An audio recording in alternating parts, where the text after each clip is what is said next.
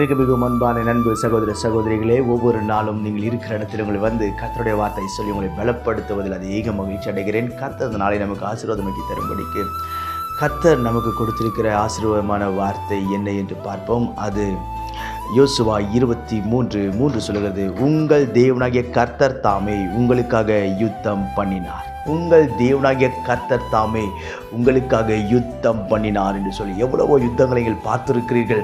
அந்த யுத்தங்கள் எல்லாம் உன் சுய பலத்தினால் ஜெயித்ததல்ல, உன் சுய ஞானத்தினால் ஜெயித்ததல்ல, உன்னுடைய சுய திறமையினால் ஜெயித்ததல்ல.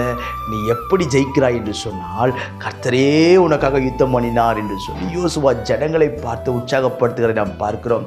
இன்றைக்கி சிலர் யோசிப்பாங்க, இது நான் சம்பாதித்து வாங்கினது, நான் வேலை செய்து சம்பாதித்தது, என்னுடைய திறமையினால் நான் சம்பாதித்தது, என் ஞானத்தினால் சம்பாதித்தது என்று சொல்லி பல காரியங்களை நாம் பெருமையாய் பேசி கொண்டிருப்போம். ஆனால் இது எல்லா காரியத்திற்கும் பின்பாக இருக்கிறது ஒரே ஒருவர் தான், நீங்களும் நானும் ஆராதிக்கிற ஜீவனுள்ள கர்த்தர். அவர் நமக்கு கிருபை பாராட்டியிருக்கிறபடினால் தான் எல்லா காரியத்தையும் செய்ய கர்த்தர் நமக்கு பலன் கொடுத்திருக்கிறார். பெரியமானவர்களை, இந்த ஆசீர்வாதத்தை நாம் சுதந்திரித்துக் கொள்ள வேண்டும். கர்த்தர் எனக்காக யுத்தம் பண்ணினதை நான் அனுபவிக்க வேண்டுமே. ஆனால் நீங்களும் நானும் செய்ய வேண்டிய ஒரு காரியம் ஒன்று உண்டு.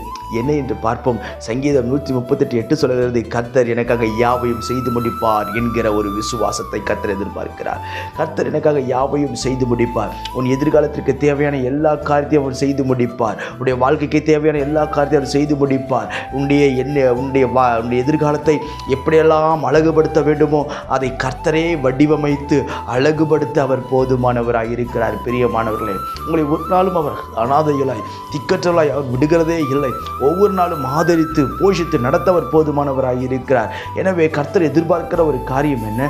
நம்முடைய விசுவாசத்தை கர்த்தர் மேல் வைக்க வேண்டும். அவர் செய்து முடிப்பார், எனக்காக செய்து முடிப்பார், என் பிள்ளையின் எதிர்காலத்திற்கு தேவையான எல்லா காரியத்தையும் செய்து முடிப்பார் என்கிற விசுவாசத்தோடு செயல்படும் பொழுது உண்மையாகவே சொல்லுகிறேன், அவர்களை கனப்படுத்துவார். நீங்கள் உயர்ந்த ஸ்தானத்தில் நிற்பீர்கள். நான் உங்களுக்கு ஜெபிக்கட்டும்.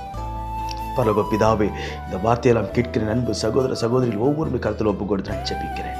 மகிமையான தெய்வம், மகிமையான காரியங்களை செய்வீராக. உன்னதமான தேவனுடைய பலன் இப்பொழுது இறங்கி வரட்டும். ஆண்டவரே ஸ்தோத்திரம் ஐயா. இஸ்ரவேலுக்காக நீர் யுத்தம் பண்ணி இருக்கிறீர், நீர் போராடி இருக்கிறீர், நீர் வழக்காடி இருக்கிறீர். அதே ஆண்டவர் இன்றைக்கும் உடைய பிள்ளைகளோடு கூட இருந்து அற்புதங்களை செய்வீராக. கர்த்தர் எனக்காக யாவையும் செய்து முடிப்பார் என்கிற விசுவாசத்தோடு நடக்க கற்றுக்கிற வைத்தார். தாழ்த்தி ஒப்பு கொடுக்கிறேன். பெரிய காரியங்கள் செய்யும் இயேசுவின் நாமத்தில் ஜெபிக்கிறேன் ஜீவனுள்ள பிதாவே. ஆமென். God bless you.